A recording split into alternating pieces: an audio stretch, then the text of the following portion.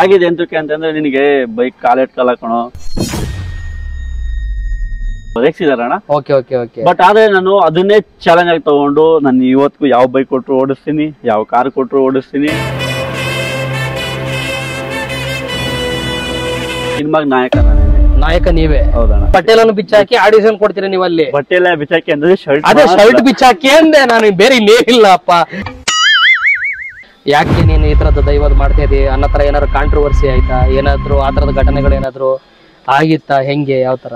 ಆ ದೇವ್ರು ಇವ್ ದೇವ್ರು ಅಂತಿಲ್ಲ, ಎಲ್ಲಾ ದೇವ್ರು ಒಂದೇ ಅಂದ್ರೆ ನನ್ ಸೈಜ್ಗೆ ಕಚ್ಚೆ ಬಟ್ಟೆ ಆಗ್ಲಿ ಇಲ್ಲ ಅಣ್ಣ. ನನ್ಗೆ ಕರೆಕ್ಟ್ ಆಗಿ ಇರೋದಣ್ಣ. ಬಟ್ ಏನಂದ್ರೆ ಸ್ವಲ್ಪ ದೊಗ್ಲೆ ಆಗೋದು, ಸ್ವಲ್ಪ ಮೇಲೆ ಫಿಟ್ಟು ಇವೆಲ್ಲ ಬೇಕು ಅಂತ ಅನ್ಸೋದು.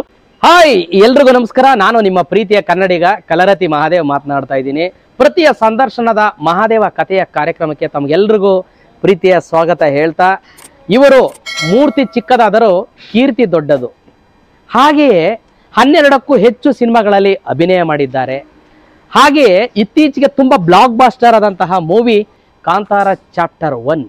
ಆ ಸಿನಿಮಾದಲ್ಲಿ ರಿಷಬ್ ಶೆಟ್ಟಿ ಸರ್ ಅವರ ಗ್ಯಾಂಗಲ್ಲಿ, ಹೀರೋ ಗ್ಯಾಂಗಲ್ಲಿ ಬಹುಮುಖ್ಯವಾಗಿ ಕ್ಯಾರೆಕ್ಟ್ರು ಚಿಕ್ಕದಾದರೂ ಚೊಕ್ಕವಾಗಿ ಕಾಣಿಸ್ಕೊಳ್ಳುವಂತಹ ಕ್ಯಾರೆಕ್ಟರ್ ಅದು.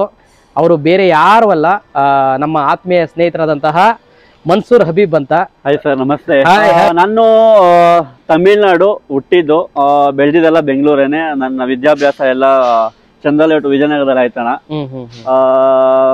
ಫಸ್ಟ್ ಡಿಗ್ರಿ BA ಜರ್ನಲಿಸಮ್ ಮಾಡಿದೆ. ಅದಾದ್ಮೇಲೆ ಸ್ವಲ್ಪ ಕಷ್ಟ ಆಗಿ ಬಿಟ್ಟೆ. ಫಸ್ಟ್ ಸಿನಿಮಾ ಕಾಡಾಜವುಗಳು, ಅದು ಆಕ್ಚುಲಿ ಅವಾರ್ಡ್ ಮೂವಿ ಅಣ್ಣ. ಆ ಸಿನಿಮಾದಲ್ಲಿ ನೀವ್ ಏನ್ ಕ್ಯಾರೆಕ್ಟರ್ ಮಾಡಿದ್ರಿ? ಸರ್ ಅದು ಲೀಡ್ ಸರ್, ಅದರ ಒಂದು ಲೀಡ್ ಕ್ಯಾರೆಕ್ಟರ್ ಮಾಡಿದೆ. ಅದರಲ್ಲೇ ನನಗೆ ಹಬೀಬಾ ಅನ್ನೋ ಒಂದು ಕ್ಯಾರೆಕ್ಟರ್ ನೇಮ್ ಅದು ಹಬೀಬಾ ಆಗಿತ್ತು ಸರ್. ಹಂಗಾಗಿ ಅದು ಮನ್ಸೂರ್ ಇದ್ದವರು ಜೊತೆಗೆ ಹಬೀಬಾ ಅನ್ನೋದು ಜಾಯ್ನ್ ಆಗುತ್ತೆ. ಅಂದ್ರೆ ಅದನ್ನ ಅಲ್ಲೆಲ್ಲ ಸೆಟ್ ಅಲ್ಲಿ ಹಂಗೆ ಕರೆಯೋರಣ, ಹಬೀಬಾ ಅಂತ ಕರೆದು ಅದು ಹಂಗೆ ಆಯ್ತಣ್ಣ. ಕಾಂತಾರ ಬಂದು ನಿಮ್ಗೆ ಎಷ್ಟನೇ ಸಿನಿಮಾ? ನನಗೆ ಕಾಂತಾರ 13ನೇ ಸಿನಿಮಾ ಅಣ್ಣ. 13ನೇ ಸಿನಿಮಾ? ಹೌದು. ಹಾ. ಕಾಂತಾರಕ್ಕೆ ನೀವು ಯಾವ ರೀತಿ ಸೆಲೆಕ್ಟ್ ಆದ್ರಿ ಅಣ್ಣ? ಕಾಂತಾರಕ್ಕೆ ಅಂತಂದ್ರೆ ನನಗೆ ಈ ಸಿನಿಮಾದಲ್ಲಿ ಬಹಳ ಬೇಸರ ಆಗೋಗಿತ್ತು. ಯಾವ್ದು ಅಷ್ಟೊಂದು ಕ್ಯಾರೆಕ್ಟರ್ಗಳು ಸಿಗ್ತಾ ಇರ್ಲಿಲ್ಲ. ಆಮೇಲೆ ನನ್ಗೆ ಅದರಲ್ಲಿ ತುಂಬಾ ಹೊತ್ತು ಸ್ಟೇ ಆಗಕ್ ಆಗಿಲ್ಲ ಅಣ್ಣ. ಬಹಳ ಕಷ್ಟ, ಕಮಿಟ್ಮೆಂಟ್ಸ್ ಎಲ್ಲ ಬಹಳ ಆಯ್ತು. ಬಿಟ್ಟಿದೆ ಅಣ್ಣ, ಏನು ಬೇಡ ಅಂತ. ಈಗ ಅಪ್ಲಿಕೇಶನ್ ಬಂತು ಕಾಂತಾರ, ಅದು ಒಂದು ಅಪ್ಲಿಕೇಶನ್ ಬಿಟ್ಟು ನೀವು ನೋಡಿರ್ತೀರಲ್ಲ. ಸೊ ಆಡಿಷನ್ ಅಲ್ಲಿ ಕೊಟ್ಟು ಎಲ್ಲ ಸೆಲೆಕ್ಟ್ ಆಗಿ ಎಲ್ಲ ಲುಕ್ ಟೆಸ್ಟ್ ಎಲ್ಲ ಆಗಿ ಒಳಗಡೆ ಹೋಗಿರ್ತೀರಾ? ಹೌದು. ಸೊ ಒಳಗಡೆ ಹೋದ್ಮೇಲೆ ಕಾಂತಾರದಲ್ಲಿ ನೀವು ಆಕ್ಟ್ ಮಾಡ್ಬೇಕಾದ್ರೆ ಕಾಡ್ ಒಳಗಡೆ ಎಲ್ಲ ಹೋಗ್ತೀರಾ. ಕೆಲವರು ದೈಹಿಕವಾಗಿ ಎತ್ತರ ಇರ್ತಾರೆ, ಬಲಿಷ್ಠವಾಗಿರ್ತಾರೆ. ಎಲ್ಲೋ ಒಂದ್ ಕಡೆ ನೀವಿರೋ ಹೈಟು, ನಿಮ್ಮ ಪರ್ಸನಾಲಿಟಿ, ಆ ಭಯ, ಆ ಕಾಡ್ ಒಳಗಡೆ ಏನಾದ್ರು ಒಂದಷ್ಟು ನೀವು ಹಂಚ್ಕೋಬಹುದಾ? ಅನುಭವ ಹೇಗಿತ್ತು ಅಣ್ಣ? ಅಂದ್ರೆ ನಮ್ಗೆ ಅದೊಂಥರ ದಟ್ಟ ಕಾಡು, ಬಹಳ ಕಷ್ಟ ಆಯ್ತು. ಅದಕ್ಕಿಂತ ಮುಂಚೆ ನಮ್ಗೆ ಒಂದಷ್ಟು ರಿಹರ್ಸಲ್ಸ್, ಈ ಕಲರಿ ಪಟ್ಟು, ಫೈಟ್ ಪ್ರಾಕ್ಟೀಸು, ಈ ತರ ಸುಮಾರು ಅಣ್ಣ. ಒಂದು ಡೈಲಿ ಒಂದು ಪರ್ಟಿಕ್ಯುಲರ್ ಟೈಮಿಂಗ್ಸ್ ತರ ಮಾಡ್ಕೊಂಡು ಒಂದು ಅಮ್ಮಮ್ಮನ ಒಂದ್ ತಿಂಗಳವರೆಗೂ ನಮ್ಗೆ ಟ್ರೈನಿಂಗ್ ಗಳಾಯ್ತಣ್ಣ. ಅದು ನಮ್ಗೆ ಅದೆಷ್ಟೇ ಕಷ್ಟ ಆಗಿದ್ದು ನಮ್ಗೆ ಅದೇನು ಅನ್ಸಿಲ್ಲ. ಯಾಕಂದ್ರೆ ಅದು ನಮ್ಗೆ ಈಸಿ ಮಾಡ್ಕೊಟ್ರು ರಿಷಬ್ ಅಣ್ಣ ಅವರು ನಿಮ್ಗೆ ಈಸಿ ಮಾಡಿದ್ದಾರೆ. ಹೌದಣ್ಣ. ನೀವು ವರ್ಕ್ಶಾಪ್ ಮಾಡ್ತಾ ಇದ್ರಲ್ಲ, ಆ ಅವಧಿಯಲ್ಲಿ ನಿಮ್ಗೇನಾದ್ರೂ ಸಂಭಾವನೆ ಇತ್ತಾ ಇರ್ಲಿಲ್ವಾ? ಅಣ್ಣ ಅದ್ರಲ್ಲಿ ಏನಿಲ್ಲ ಅಣ್ಣ. ನಮ್ಗೆ ಏನಂದ್ರೆ ಸಿನಿಮಾದ್ ಮಾತ್ರನೇ ಇದಿತ್ತು. ಹೊಂಬಾಳೆ ಅವರು ಅದನ್ನ ಬಹಳ ಅಚ್ಚುಕಟ್ಟಾಗಿ ಕೊಟ್ಟಿದ್ದಾರೆ.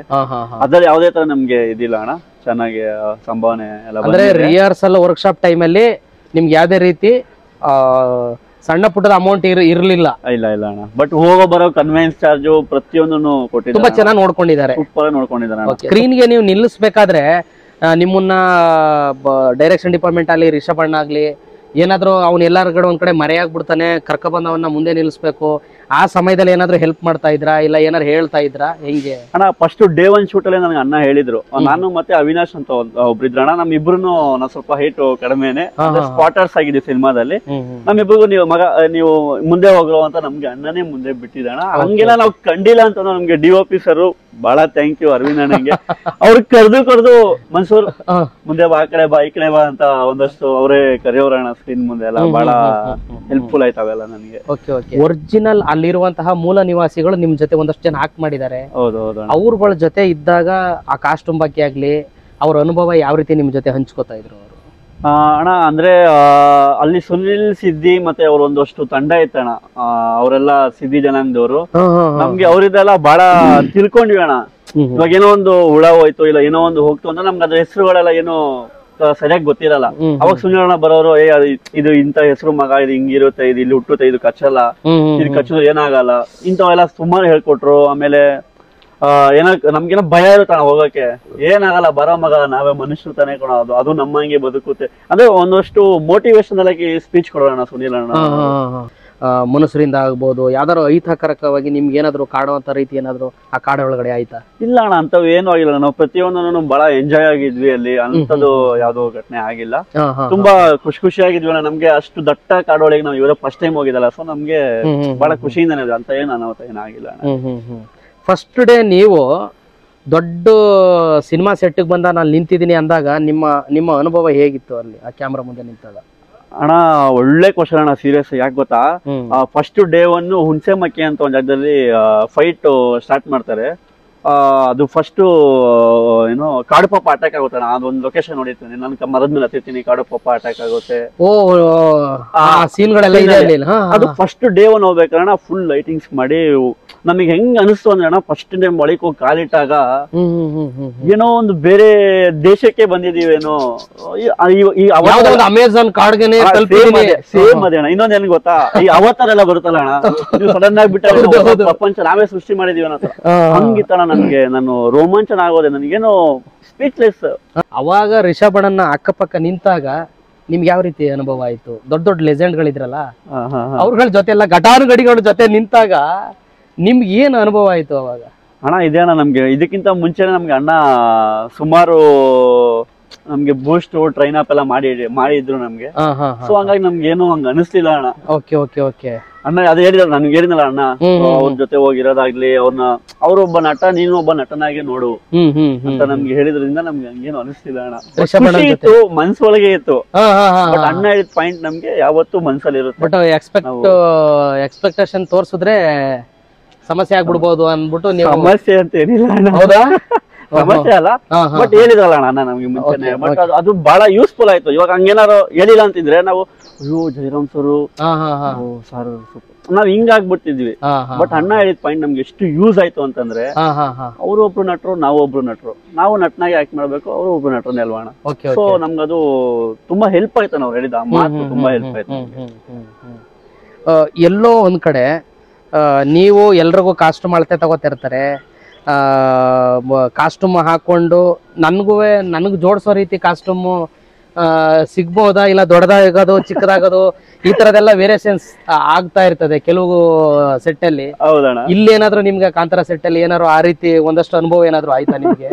ಅಣ್ಣ ಅಂದ್ರೆ ನನ್ ಸೈಜ್ಗೆ ಕಚ್ಚೆ ಬಟ್ಟೆ ಆಗ್ಲಿ ಇಲ್ಲ ಅಣ್ಣ, ನನ್ಗೆ ಕರೆಕ್ಟ್ ಆಗಿ ಇರೋದಣ್ಣ. ಬಟ್ ಏನಂದ್ರೆ ಸ್ವಲ್ಪ ದೊಗ್ಲೆ ಆಗೋದು, ಸ್ವಲ್ಪ ಮೇಲೆ ಫಿಟ್ಟು ಇವೆಲ್ಲ ಬೇಕು ಅಂತ ಅನ್ಸೋದು.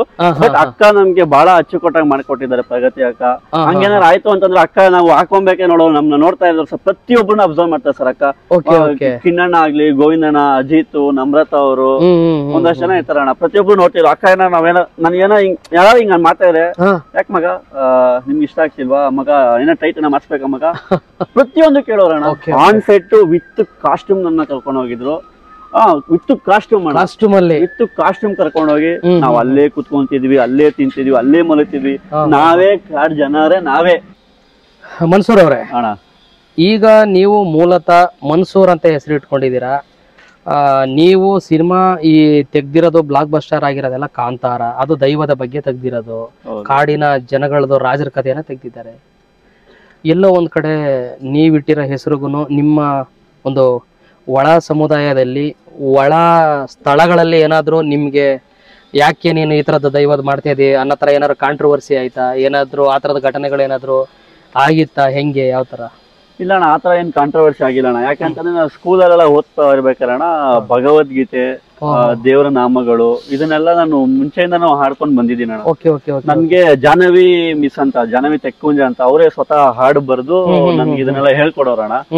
ಅವಾಗ ನಾನು ಇದನ್ನೆಲ್ಲ ಕಲಿತೆ. ಬಟ್ ನನ್ಗೆ ಇದೆಲ್ಲ ಏನ್ ನನ್ಗೆ ಇದಾಗಿಲ್ಲ ಅಣ್ಣ. ಅಂದ್ರೆ ನಿಮ್ಗೆಲ್ಲೂ ಯಾವ್ದೇ ತರ ಆ ತರದ ಕಾಂಟ್ರವರ್ಸಿ ಏನಾಗಿಲ್ಲ? ಇಲ್ಲ ಅಣ್ಣ, ಯಾವ್ದೇ ತರ ತೊಂದರೆ ಆಗಿಲ್ಲ. ಮನೇಲಿ ಏನಂದ್ರು, ನಾನು ಈ ರೀತಿ ದೈವದ್ದು ಹೋಗ್ತಾ ಇದೀನಿ, ಈ ತರದ ಕತೆಗೆ ಹೋಗ್ತಾ ಇದೀನಿ ಅಂದಾಗ ಮನೆಯಲ್ಲಿ ಯಾವ ರೀತಿ ರಿಯಾಕ್ಟ್ ಮಾಡಿದ್ರು? ಅಣ್ಣ ನಮ್ಮ ಮನೇಲಿ ನಮ್ಗೆ ಏನ್ ಗೊತ್ತಾ ಅಣ್ಣ, ಸತ್ಯವೇ ನಮ್ಮ ತಾಯಿ ತಂದೆ, ಸತ್ಯವೇ ನಮ್ಮ ಬಂಧು ಬಳಗ. ನಮ್ಗೆ ಧರ್ಮ ಆಗ್ಲಿ ಏನೇ ಆಗ್ಲಿ ಈ ತರ ನಮ್ಗೆ ಯಾವ್ದು ನಮ್ ತಂದೆ ತಾಯಿ ಇವತ್ತವರೆಗೂ ಹೇಳ್ಕೊಟ್ಟಿಲ್ಲ, ಕೊಡೋದು ಇಲ್ಲ. ನನ್ಗೆ ಇವಾಗ್ಲೂ ಹೇಳ್ತಾರೆ ಸರ್ ನಮ್ ತಂದೆ, ನಿಮ್ಗೆ ಏನಾರ ಕ್ವಶನ್ ಬಂದ್ರು ಮಗ ಓಪನ್ ಆಗಿ ಹೇಳು ಅಂತ ಹೇಳಿದಾರೆ. ಏನಂತಂದ್ರೆ ನೋಡು ನಮ್ಗೆ ಆ ದೇವ್ರು ಇವ್ ದೇವ್ರು ಅಂತಿಲ್ಲ, ಎಲ್ಲಾ ದೇವ್ರು ಒಂದೇ. ಹೌದು. ನಮ್ಗೆ ಸರ್ ನಾನು ಎಷ್ಟು ನಮ್ಮ ದೇವ್ರನ್ನ ನಂಬ್ತೀನೋ ಅಷ್ಟೇ ನಾನು ಬೇರೆ ದೇವ್ರನ್ನ ನಂಬ್ತೀನಿ, ಅವ್ರನ್ನೂ ಅಷ್ಟೇ ಪೂಜೆ ಮಾಡ್ತೀನಿ, ನಾನು ನಮ್ ದೇವ್ರನ್ನ ಅಷ್ಟೇ ಪೂಜೆ ಮಾಡ್ತೀನಿ. ಬೈ ಬರ್ತಿದೆ ಅಣ್ಣ ಅಂತಂದ್ರೆ ನಾನು ಸಿನಿಮಾ ಒಳಗೆ ಹೋಗಿದ್ದು ನನಗೆ ಅದೇ ತುಂಬಾ ಪ್ಲಸ್ ಆಯ್ತು ಹೇಳಕ್ ಹೋದ್ರೆ. ಆ ಸ್ಕಿಲ್ಲಿಂದಾನೇ ನೀವು ಕಾಂತಾರದ ಒಳಗಡೆ ಹೋಗಿರೋದು? ಹೌದಣ್ಣ. ಹೆಂಗೆ ಇದು ಅಣ್ಣ? ಅಂದ್ರೆ ಇವಾಗ ನಾರ್ಮಲ್ ಆಗಿ ಒಬ್ರು ಆಡಿಷನ್ ಕೊಟ್ರೆ, ಇವಾಗ ಸಿಂಪಲ್ ಆಗಿ ಒಬ್ರು ಆಡಿಷನ್ ಕೊಟ್ರೆ ವಿತ್ ಕಾಸ್ಟ್ಯೂಮ್ ಹೋಗ್ತಾನೆ ಮಾಮೂಲಿ. ಇವಾಗ ನಮ್ದೇನ್ ಕಾಸ್ಟ್ಯೂಮ್ ಇಂದ ನಾನು ಹಿಂಗೆ ಹೋಗ್ತೀನಿ, ಬಟ್ ಅದೆಲ್ಲ ಹಂಗಿಲ್ಲ ಅಣ್ಣ. ನಾನು ಹೆಂಗ್ ಹೋದೆ ಅಂತಂದ್ರೆ ಆಡಿಷನ್ಗೆ ಶರ್ಟ್ ಹಾಕಿದ್ದೆ, ಶರ್ಟ್ ರಿಮೂವ್ ಮಾಡ್ಕೊಂಡೆ ಆಡಿಷನ್ ಹೋಗಿದ್ದೆ. ಎಲ್ಲರೂ ಆಡಿಷನ್ ಕೊಡ್ತಾ ಇದ್ರೆ ನೀವು ಒಂಥರ ವಿಚಿತ್ರವಾಗಿ ಬಟ್ಟೆಗಳನ್ನು ಬಿಚ್ಚಾಕಿ ಆಡಿಷನ್ ಕೊಡ್ತೀರಿ ನೀವು ಅಲ್ಲಿ? ಬಟ್ಟೆ ಎಲ್ಲ ಬಿಚ್ಚಾಕಿ ಅಂದ್ರೆ ಶರ್ಟ್, ಅದೇ ಶರ್ಟ್ ಬಿಚ್ಚಾಕಿ ಅಂದೆ ನಾನು, ಬೇರೆ ಇನ್ನೇನಿಲ್ಲಪ್ಪ. ಶರ್ಟ್ ಬಿಚ್ಚಿ ಹೋಗಿದ್ದೆ ಅಣ್ಣ. ಅವ್ರು ಹೋಗ್ಬೇಕಾರೆ ನನ್ನ ಫಸ್ಟ್ ಟೈಮ್ ನಾನು ಅನೀಸರ್ನ ನೋಡಿದೆ ಅಲ್ಲಿ. ಅನೀಸರ್ ಕೂತಿದ್ರು, ಇಲ್ಲ ಶರ್ಟ್ ಹಾಕೊಳ್ಳಿ ಅಂತಂದ್ರು. ಇಲ್ಲ ಅಣ್ಣ ನಾನು ಇಲ್ಲ ಸರ್ ನಾನು ಇದ್ರೇನೋ ಒಂದು ಮಾಡ್ಬೇಕು ಅಂತಿದ್ದೀನಿ, ನೀವು ನೋಡಿ ಅಂತ.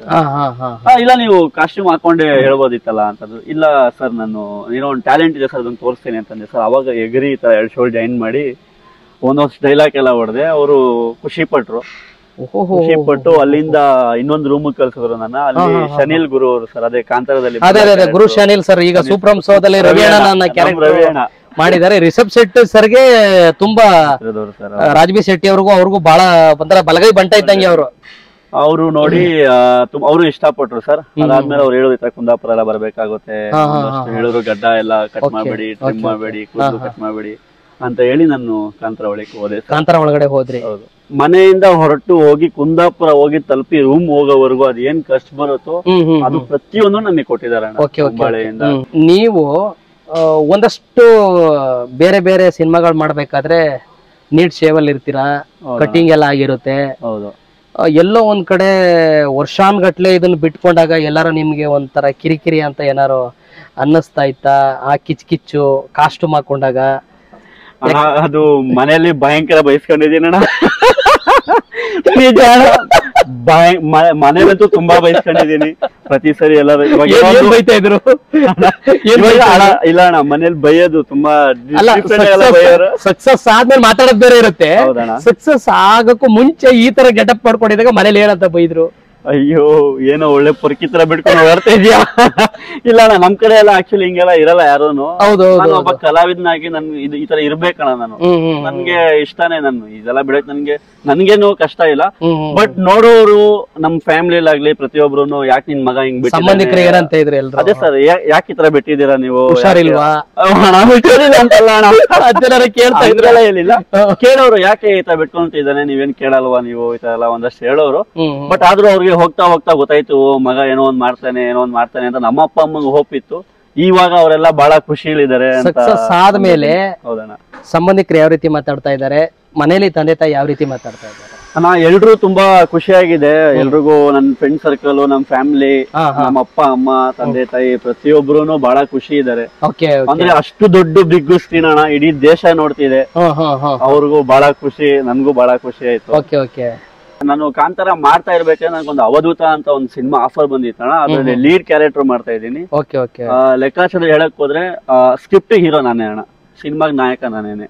ಎಲ್ಲ ಒಂದ್ ಕಡೆ ಮನ್ಸೂರ್ ಅವರು ನೊಂದ್ಕೊಂಡಿರೋ ದಿನಗಳು ಏನಾದ್ರು ಇದೆಯಾ? ಅವಮಾನ ಆಗಿರೋ ದಿನಗಳು ಏನಾದ್ರು ಇದೆಯಾ? ಅಂದ್ರೆ ನಿನಗೆ ಬೈಕ್ ಕಾಲೆಟ್ಕಲ್ಲ ಕಣೋ, ಕಿಂಡಲ್ ಮಾಡಿದ್ದಾರೆ, ಸುಮಾರು ಜನ ಕಿಂಡಲ್ ಮಾಡ್ತಾರೆ ಅಣ್ಣ. ನಿನ್ಗೆ ಕಾರಲ್ಲಿ ಕಾಲ್ ಇಟ್ಕಲ್ಲ, ಗೇರ್ ಹಾಕಕ್ಕೆ ಓಡ್ಸಕ್ಕೆಲ್ಲ ಆಗಲ್ಲ ಅಂತ ಸುಮಾರು ಜನ ರೇಗ್ಸಿದಾರೆ ಅಣ್ಣ. ಬಟ್ ಆದ್ರೆ ನಾನು ಅದನ್ನೇ ಚಾಲೆಂಜ್ ಆಗಿ ತಗೊಂಡು ನಾನು ಇವತ್ತಿಗೂ ಯಾವ ಬೈಕ್ ಕೊಟ್ರು ಓಡಿಸ್ತೀನಿ, ಯಾವ ಕಾರ್ ಕೊಟ್ರು ಓಡಿಸ್ತೀನಿ. ನಾನು ಯಾವ್ದಕ್ಕೂ ಏನು ಕಮ್ಮಿ ಇಲ್ಲ. ಆಮೇಲೆ ರೇಗ್ಸೋರು ಏನೋ ನಿನ್ ಪರ್ಸನೇಟ್ ಅಣ್ಣ, ನನ್ ಜಿಮ್ಗೆಲ್ಲ ಹೋಗಿ ಜಿಮ್ ಪರ್ಸನೇಟ್ ಜಿಮ್ ಮಾಡಿ ಜಿಮ್ ಎಲ್ಲ ಮಾಡಿದಿರಿ? ಜಿಮ್ ಎಲ್ಲ ಮಾಡ್ತೀನಿ ಅಣ್ಣ. ಬೂಸ್ಟ್ ಅಣ್ಣ, ಯಾರು ರೇಗಿಸ್ತಾರೋ ನನ್ಗೆ ಅವರೇ ಎನರ್ಜಿ ಬೂಸ್ಟರು. ನಾನು ಯಾವ್ದಕ್ಕೂ ಏನ್ ಕಮ್ಮಿ ಇಲ್ಲ ಅಂತ ನಾನು ಬೇಗ ಪ್ರೂವ್ ಮಾಡ್ತೀನಿ ಅಣ್ಣ. ನನ್ ಡಿಲೇ ಆಗಲ್ಲ ನಂದು. ಬಟ್ ಬರೋ ತರ ಆದ್ರೂ ಬೇಗ ಬರ್ತೀನಿ. ಅಣ್ಣ ಡೈಲಾಗ್ ಹೇಳ್ತಾರ, ಬಂದಿ ಸ್ವಲ್ಪ ತಡ ಆಯ್ತಾ ಅಂತ. ಮನ್ಸೂರ್ ಅವರೇ, ಇಷ್ಟೋ ತನಕ ಮನ ಬಿಚ್ಚಿ ನಮ್ಮ ಚಾನಲ್ ಅಲ್ಲಿ ಮನದಾಳದ ಮಾತುಗಳನ್ನ ಮಾತಾಡಿದೀರಾ. ಭಗವಂತ ನಿಮ್ಗೆ ಆಯಸ್ಸು ಆರೋಗ್ಯನ ಕೊಟ್ಟು ಕಾಪಾಡ್ಲಿ. ನಿಮ್ಮ ಫ್ಯೂಚರ್ ಸಿನಿಮಾಗಳೆಲ್ಲ ಒಳ್ಳೇದಾಗ್ಲಿ, ಒಳ್ಳೆ ದೊಡ್ಡ ಅದ್ಭುತವಾದ ಲೆಜೆಂಡ್ ಆಗ್ಲಿ. ನೀವು ತಮಿಳ್ ಲ್ಯಾಂಗ್ವೇಜ್ ಗಳಲ್ಲೆಲ್ಲ ನೋಡಿದೀರಾ, ಇದೇ ತರದ ಬಾಡಿ ಇಟ್ಕೊಂಡು ಹೈಟ್ ಇಟ್ಕೊಂಡು ಬಾಲಿವುಡ್ ಗಂಟಾನು ಪದಾರ್ಪಣೆ ಮಾಡಿರೋಂತ ಕಲಾವಿದರುಗಳು ನೋಡಿದೀರಾ. ಅದೇ ತರ ನಮ್ಮ ಕನ್ನಡದ ಮನ್ಸೂರ್ ಅವರು ಒಳ್ಳೆ ಮಟ್ಟಕ್ಕೆ ತಲುಪಲಿ ಅಂತ ನನ್ಗ ಚಾನಲ್ ಕಡೆನ ನಿಮ್ಗೆ ಹಾರೈಸ್ತಾ ಇದ್ದೀನಿ. ಥ್ಯಾಂಕ್ ಯು ಅಣ್ಣ, ಥ್ಯಾಂಕ್ ಯು ಸೋ ಮಚ್ ಅಣ್ಣ.